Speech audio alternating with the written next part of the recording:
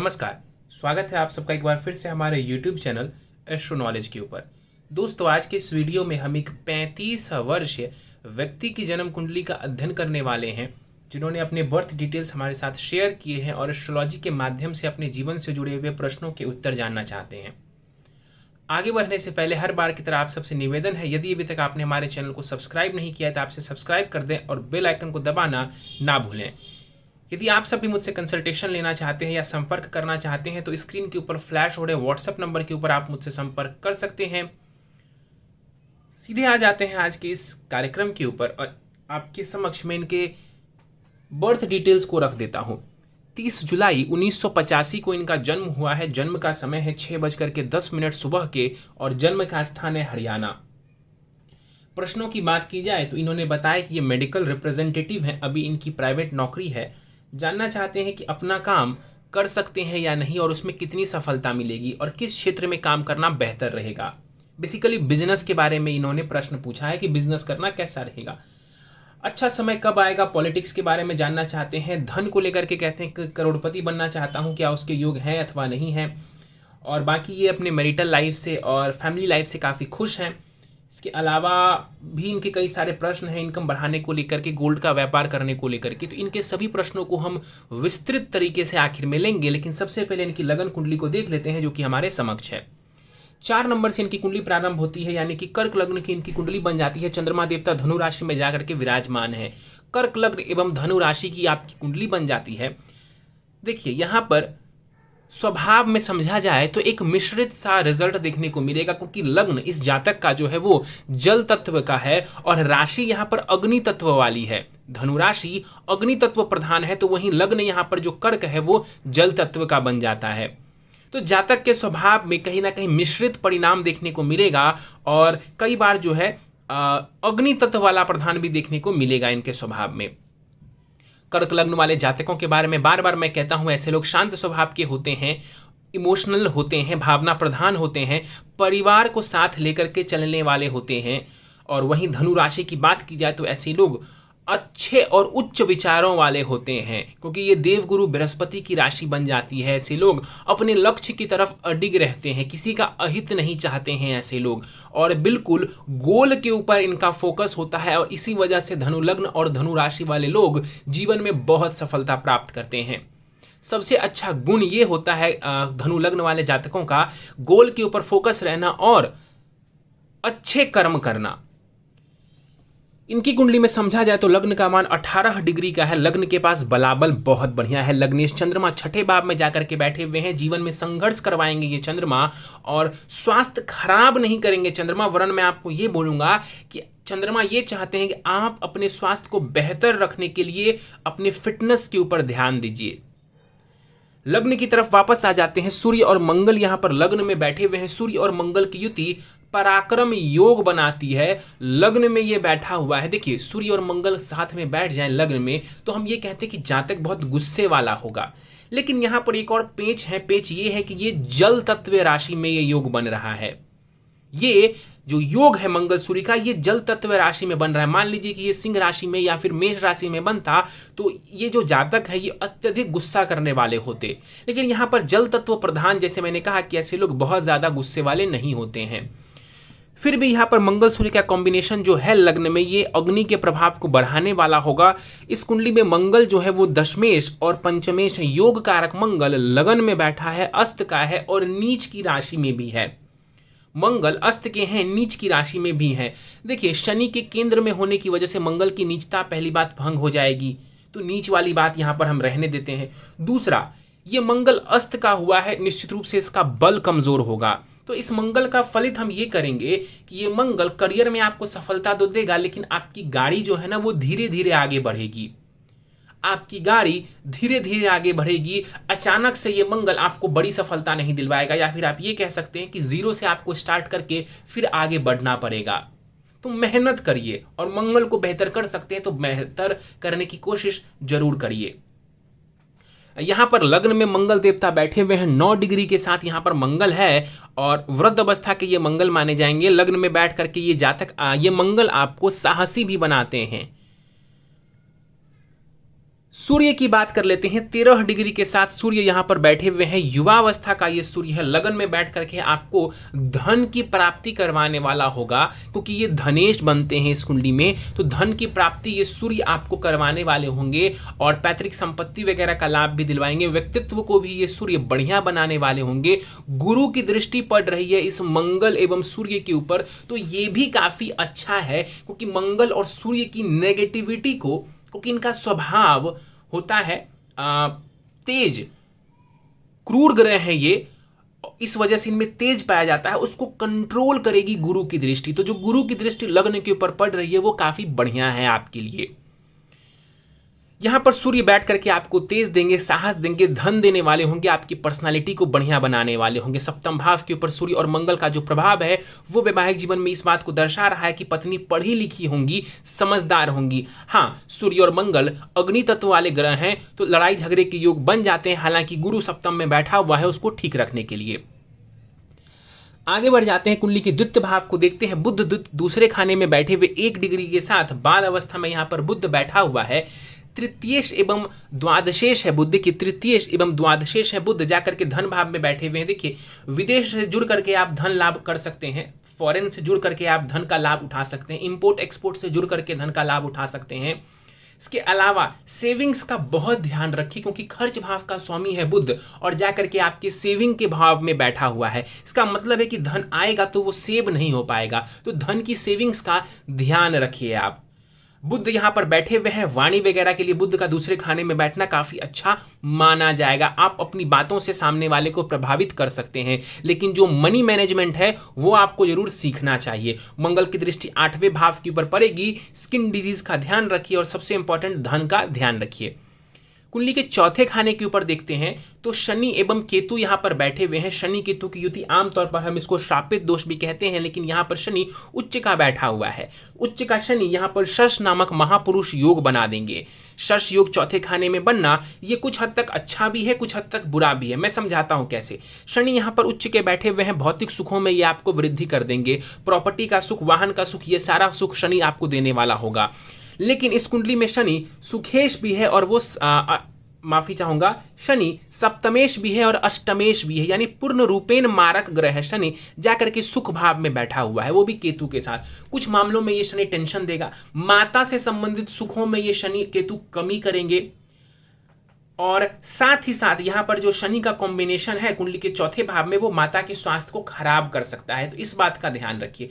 कोई प्रॉपर्टी लेते हैं, चूंकि प्रॉपर्टी आप लेंगे इसकी स्थिति है यहाँ पर, तो कोई प्रॉपर्टी लेते हैं वहां पर आपको सावधानी बरतने की आवश्यकता होगी। यहां पर शनि केतु का जो योग है ये 10वें भाव को भी प्रभावित करेगा। तो नया काम जब भी आप प्रारंभ करेंगे, नया एक्शन जब भी आप लेना चाहेंगे, तो आपके मन में कई सारे सवाल उठेंगे, करूं कि नहीं करूं, कर पाऊंगा कि नहीं कर पाऊंगा। तो इस तरीके का भय कह लीजिए, या इस तरीके का आप उसको कह सकते हैं प्रोक्रेस्टिनेशन, जिसको कहते हैं इंग्लिश में हम, कि जब तक कुछ शुरू करने से पहले ही उसके बारे में 10 नेगेटिविटी सोच लेता है, वो भी यहां पर शनि केतु आपको दे सकते हैं, तो इससे बचिएगा। बाकी यहां पर केतु बैठ करके कोई खास नुकसान आपको नहीं करेंगे, वो शनि के बल को बढ़ाने वाले होंगे, तो ये आपके प्रॉपर्टी संबंधित सुख के लिए बढ़िया है। लेकिन 2 चीज जो मैंने नुकसान वाला बताया, एक तो माता का सुख ये कमजोर करेगा जो नजर आ रहा है, और दूसरा यहां पर कोई नया काम करने से पहले आपको ये परेशानी दे सकते हैं। मृत अवस्था के शनि है, कुंडली के छठे खाने को देखेंगे, चंद्रमा को देखेंगे, चिंता आपको दे सकते हैं। छठे भाव को देखेंगे, शनि देवता शत्रुओं से आपको बचाने वाले होंगे। यदि आप लोन लेते हैं, ऋण लेते हैं कहीं से, तो उसको चुकाने में ज्यादा समय लग सकता है। शनि 10वें खाने को देखेंगे तो करियर में विलंब, अच्छे करियर में विलंब या प्रमोशन में बाधा ये शनि देने वाले होंगे, क्योंकि याद रखिए शनि कारक नहीं मारक ग्रह हैं इस कुंडली में। शनि लगन को देखेगा, स्वास्थ्य का ध्यान रखिए, ये शनि आपको मैच्योरिटी देने वाला होगा। और निश्चित रूप से मंगल और सूर्य को देखेंगे तो कार्य में विलंब करेंगे, और जो धन है ना उसका भी ध्यान रखिए, क्योंकि वहां पर शनि मना तो नहीं करेंगे लेकिन डिले जरूर करेंगे शनि देवता। आगे बढ़ते हैं, चंद्रमा को देख लेते हैं। 19 डिग्री के साथ चंद्रमा कुंडली के छठे खाने में बैठे हुए हैं। जैसे मैंने कहा कि 6th हाउस में चंद्रमा जाकर के बैठे हुए, हेल्थ का थोड़ा ध्यान रखिए। ये चंद्रमा चाहते हैं आपसे कि आप खुद भी अपने फिटनेस का ध्यान रखिए। गुरु की राशि में ये चंद्रमा बैठा हुआ है, आपको ये चंद्रमा ज्ञानी बनाएंगे, क्योंकि लग्नेश गुरु की राशि में जाकर के बैठा हुआ है। ऐसे लोगों के पास ज्ञान होता है, ऐसा देखा गया है कि ऐसे लोग ज्ञानी होते हैं। 19 डिग्री का ये चंद्रमा है और वृद्ध अवस्था में छठे भाव में जाकर के बैठा हुआ है। यहाँ पर चंद्रमा कुंडली के छठे भाव में बैठे हुए हैं शनि, राहु एवं शुक्र की दृष्टि इस चंद्रमा के ऊपर पड़ रही है। तो शनि और राहु की दृष्टि पड़ने की वजह से कई बार मन में कंफ्यूजन और नकारात्मक विचार आ सकते हैं, उससे बचने की आवश्यकता है। चंद्रमा कुंडली के 12वें खाने को देखेंगे, धन का व्यय करवाएंगे और जन्म स्थान से दूर भी लेकर के ये चंद्रमा आपको जा सकता है। गुरु की बात कर लेते हैं। गुरु यहां पर 19 डिग्री के साथ बैठे हुए हैं कुमार अवस्था में, वक्री होकर के यहां पर बैठा हुआ है गुरु और नीच की राशि में है। लेकिन इस गुरु की नीचता भंग हो जाएगी क्योंकि शनि लग्न से केंद्र में विराजमान है। तो इस सूत्र को लगाने के बाद यहां पर गुरु की नीचता भंग मानी जाएगी और नीच भंग ये गुरु भी बना देंगे।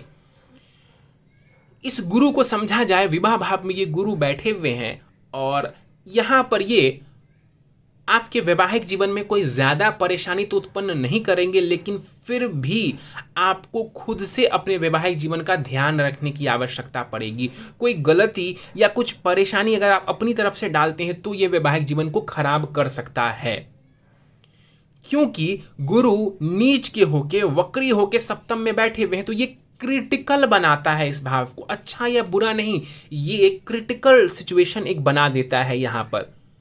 तो अगर आप खुद से ध्यान रखते हैं अपने वैवाहिक जीवन का तो ये गुरु परेशानी उत्पन्न नहीं करेगा। मान लीजिए आप एक स्त्री होते तो मैं यहां पर जरूर बोलता कि गुरु भावनाश करेंगे, लेकिन यहां पर आपके लिए मैं ये लाइन नहीं बुनूंगा कि गुरु भावनाश करेंगे, क्योंकि आपके लिए विवाह का कारक शुक्र है, ना कि गुरु।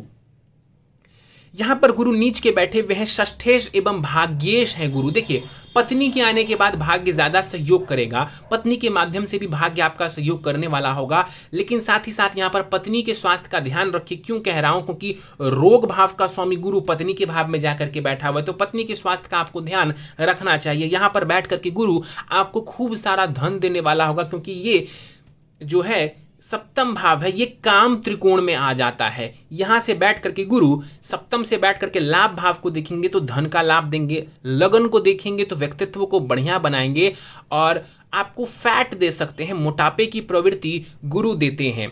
और कुंडली के तीसरे खाने को गुरु देखेंगे तो यहां पर भी आपको दौड़ भाग करवाएंगे और उससे लाभ भी देंगे। आगे बढ़ जाते हैं, कुंडली के दसम खाने को देखते हैं। दसम भाव में राहु बैठा हुआ है, 10th हाउस में राहु को अच्छा माना जाता है। 20 डिग्री का राहु यहां पर वृद्ध अवस्था में विराजमान है। देखिए, राहु यहां पर मंगल की राशि में बैठा हुआ है और मंगल की स्थिति कमजोर है, ये अच्छा नहीं है। राहु की स्थिति में खराब नहीं बोलूंगा, क्योंकि राहु योग कारक ग्रह की राशि में बैठा हुआ है। सबसे इंपॉर्टेंट समझिए, राहु जिसके घर में बैठा है वैसा रिजल्ट देगा। तो राहु इस कुंडली का योग कारक ग्रह जो बनता है मंगल, उसके भाव में बैठा हुआ है। तो यहां पर राहु की प्लेसमेंट अच्छी है, लेकिन चूंकि मंगल कमजोर यहां पर दिख रहे हैं, इस वजह से थोड़ी परेशानी आ सकती है। क्या परेशानी? तो करियर से खुश ना होना, करियर में बदलाव की स्थिति आना, करियर में बार बार बदलाव करना, उतार चढ़ाव आना करियर में, ये राहु देगा। अच्छा क्या करेगा? राहु एक्सपेंशन देगा। करियर में आपको एक बड़ी चीजों की तरफ आपको ये लेकर के जाएगा राहु। जैसे आपने कहा ना कि बिजनेस करना चाहते हैं, ये जो आपके मन में ख्याल आया ना, ये राहु की वजह से ही आया निश्चित रूप से, और ये राहु आपको इस क्षेत्र में लेकर के भी जाएगा। पॉलिटिक्स का भी आपने शायद जिक्र किया है अपने प्रश्नों में, वो भी आपको राहु ही देता है।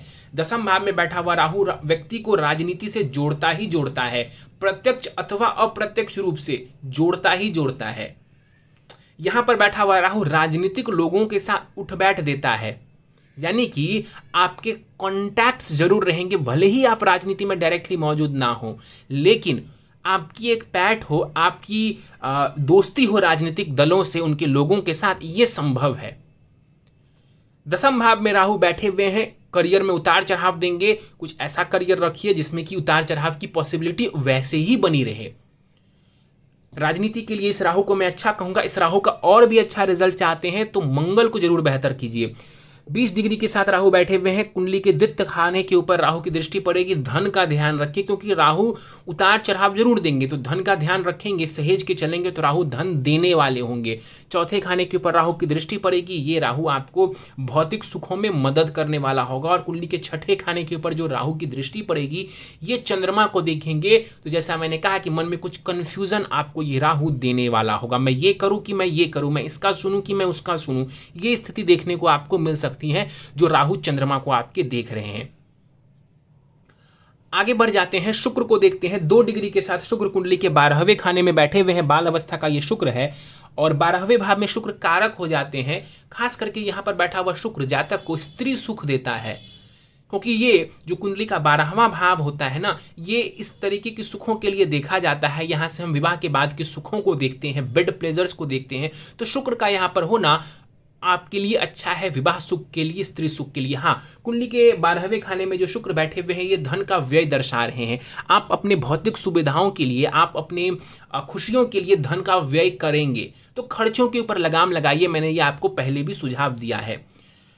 सुखेश और लाभेश है शुक्र, जाकर के कुंडली के 12वें खाने में बैठे हुए हैं। विदेश से जुड़ सकते हैं, आप विदेश जा सकते हैं, या अपने जन्म स्थान से दूर भी आप जाना चाहते हैं तो आप जा सकते हैं। इसकी पॉसिबिलिटी दिखती है आपकी कुंडली से, और यहां पर जाना भी आपके लिए लाभदायक सिद्ध होगा। तो यहां पर शुक्र जो बैठे हुए हैं ये विवाह से सुख के लिए बहुत ही अच्छा माना जाएगा। अच्छी राशि मित्र के घर में बैठा हुआ है और किसी भी ग्रह से पीड़ित नहीं है ये, बल्कि चंद्रमा की दृष्टि पड़ रही है, तो हर प्रकार से ये विवाह से संबंधित सुखों के लिए अच्छा माना जाएगा।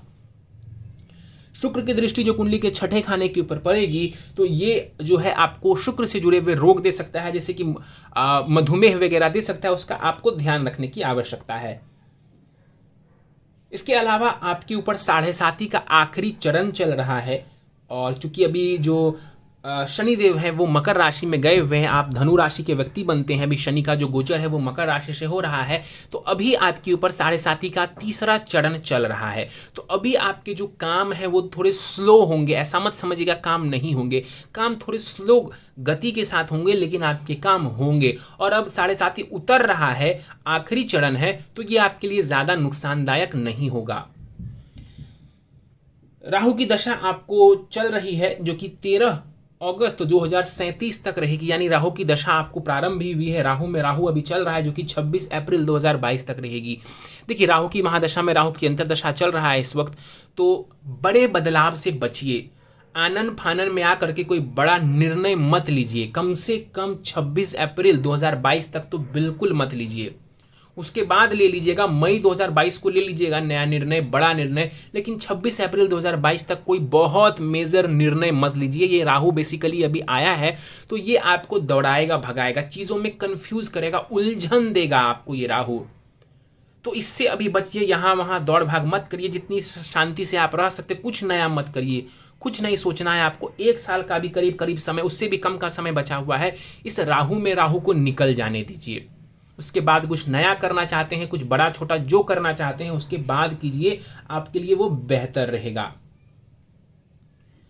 आपके प्रश्नों को ले लेते हैं। आपने बताया मेडिकल रिप्रेजेंटेटिव हैं और प्राइवेट नौकरी में हैं, आप अपना काम करना चाहते हैं, किस फील्ड में करूं आप पूछते हैं। देखिए, आपकी कुंडली के अनुसार समझा जाए तो इंपोर्ट एक्सपोर्ट से जुड़ा कारोबार बहुत अच्छा रहेगा, और यदि उसमें आप विदेश को किसी भी प्रकार से जोड़ दें, विदेश में सामान भेजें या वहां से लाएं, तो वो बहुत अच्छा रहेगा आपके लिए। और मेडिसिन से ही जोड़ दें इसको भी, यानी कि मेडिसिन से ही, दवाइयों से ही जोड़ दें, उसी का इंपोर्ट एक्सपोर्ट करें या दवाइयों से जुड़ा कारोबार करें, यही आपके लिए बहुत बेहतर नजर आ रहा है। कब से करेंगे तो अभी 1 साल तो भूल से भी आप शुरू नहीं करेंगे इस काम को, बल्कि मैं तो कहूंगा एक बार 7.5 निकल जाने दीजिए, यानी 2022 के बाद करेंगे तो ही बेहतर रहेगा। एक बार 2023 आ जाने दीजिए, उसके बाद इस काम को करिए। वैसे भी अभी कोविड का टाइम है, अभी जो चीज़ जैसे चल रही है उसको चलते रहने दीजिए, अन्यथा कई सारी परेशानी अलग से आ जाएगी।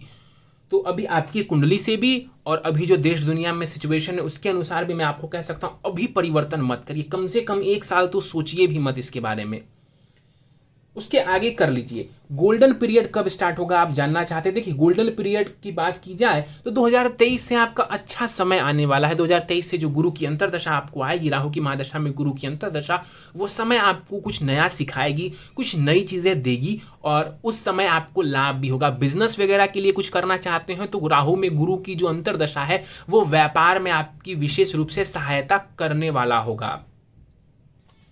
इसके बाद आपने पूछा है पॉलिटिक्स में मुझे इंटरेस्ट है, क्या मैं एमएलए बन सकता हूं।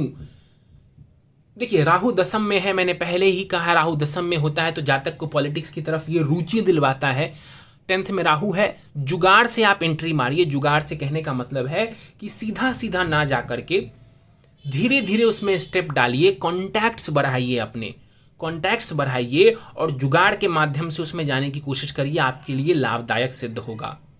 मतलब कि अपने कॉन्टैक्ट्स बढ़ाइए, लोगों से मिलिए जुलिए। अचानक से ये नहीं कि सब कुछ छोड़ के पॉलिटिक्स में चले गए, वो मत कीजिएगा आप, उसके योग नहीं है आपकी कुंडली में। धीरे धीरे जुगाड़ बढ़ाइए, कॉन्टैक्ट्स बढ़ाइए, लोगों के साथ उठिए बैठिए, लोगों के साथ अपने कॉन्टैक्ट्स को बड़ा करिए और उस माध्यम से फिर आप धीरे धीरे आगे बढ़ सकते हैं।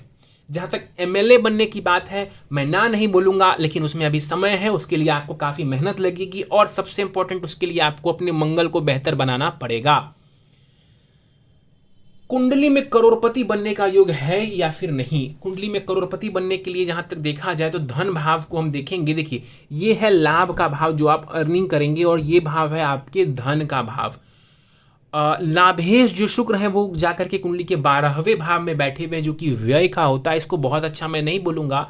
और दूसरा जो धन का भाव है वहां पर बुध जाकर के बैठे हुए, इसका मतलब है कि आपके पास धन आएगा तो सही, लेकिन सेविंग करने में परेशानी दिख रही है। तो सेविंग करने की आदत डालिए। करोड़पति बनने या ना बनने के ऊपर मैं कोई कमेंट नहीं करूंगा, लेकिन हाँ, यदि आप धन की सेविंग करेंगे तो आपके पास धन ठहरेगा और आप धनवान जरूर बन जाएंगे, करोड़पति बन ही जाएंगे, ऐसा मैं इसके ऊपर कोई कमेंट नहीं कर सकता हूं।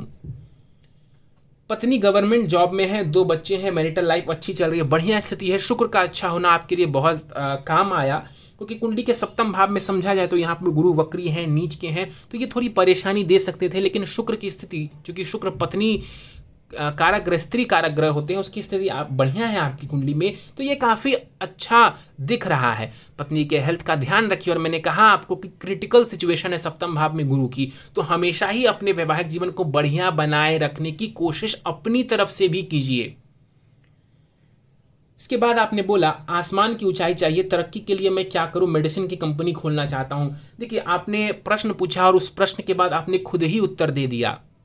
प्रश्न आपने पूछा कि तरक्की के लिए क्या करूं, उसके बाद आपने कह दिया कि मेडिसिन की कंपनी खोलना चाहता हूं। बस आपका ही प्रश्न है, आपका ही उत्तर है और ये बेस्ट उत्तर है।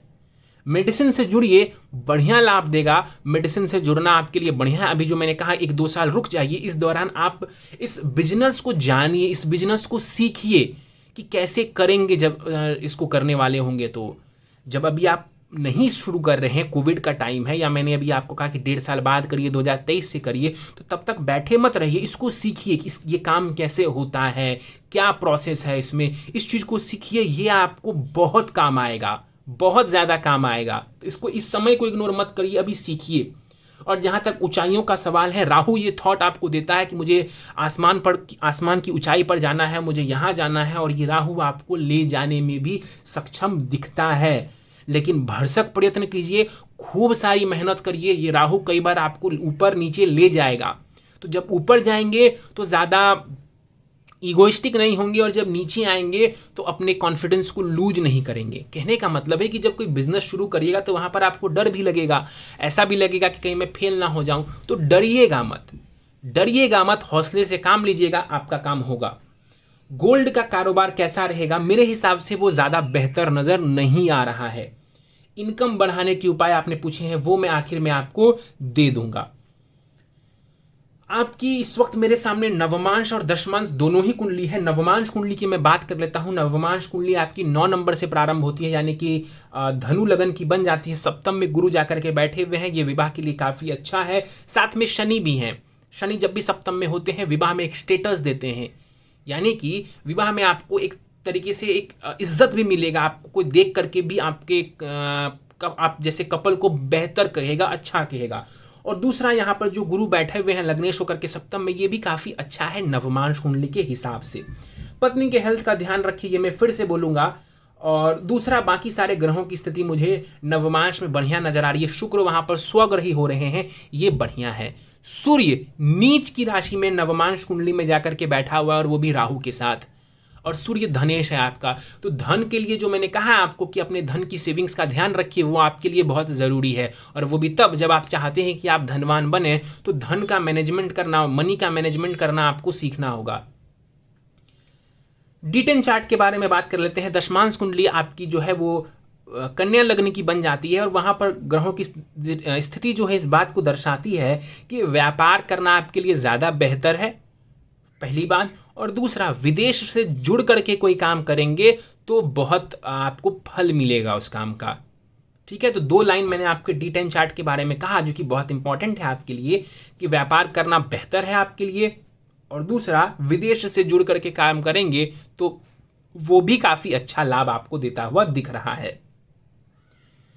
उपाय के ऊपर चलते हैं। कुछ उपाय कर लेंगे तो आने वाली छोटी मोटी परेशानियों से बच जाएंगे। प्रथम उपाय है नित्य मृत्युंजय मंत्र या महामृत्युंजय मंत्र का एक माला सुबह शाम जाप करें। ओम त्रयंबकम वाला जो मंत्र है इसका सुबह शाम 1 माला जाप आपको करना चाहिए। श्री सुक्तम का पाठ करेंगे नित्य। शुक्रवार को माँ लक्ष्मी को मीठे प्रसाद चढ़ाएंगे। कुछ भी आप चढ़ा सकते हैं, मीठा प्रसाद जो भी हो, कुछ नहीं है तो मिश्री चढ़ा दें, जो वाइट वाला दाना आता है उसको चढ़ा दें, कुछ भी जो आपकी श्रद्धा हो आप हर शुक्रवार को माता लक्ष्मी को चढ़ा दें, अर्पण करें। हर सोमवार शिवलिंग के ऊपर अभिषेक करें जल दूध से। शिव चालीसा का पाठ करें और हनुमान चालीसा पढ़ सकते हैं तो नित्य प्रतिदिन 3 बार हनुमान चालीसा का पाठ कर लीजिए। इससे भी आपको अच्छा लाभ देखने को मिल जाएगा। तो ये कुछ उपाय जो मैंने आपको बताए हैं ये कुंडली की नेगेटिविटी को काटेंगे और पॉजिटिविटी को बढ़ाएंगे और आपको कहीं ना कहीं ये आगे बढ़ने में मदद भी करने वाले होंगे। चलिए, तो दोस्तों ये था इस 35 वर्ष के व्यक्ति की कुंडली का विश्लेषण। मुझे उम्मीद है कि आपको हमारा यह कुंडली विश्लेषण का वीडियो पसंद आया। यदि वीडियो पसंद आया तो आप इसे लाइक करें, शेयर करें। अभी तक आपने हमारा यूट्यूब चैनल सब्सक्राइब नहीं किया है तो आप इसे सब्सक्राइब कर दें और बेल आइकन को दबाना ना भूलें। साथ ही साथ दोस्तों, यदि आप सब भी इसी प्रकार अपनी कुंडली का विश्लेषण कराना चाहते हैं या फिर मुझसे संपर्क करना चाहते हैं तो स्क्रीन के ऊपर दिए गए व्हाट्सएप नंबर के ऊपर आप मुझसे संपर्क करें। इस वीडियो में फिलहाल इतना ही। आप सभी का बहुत बहुत धन्यवाद।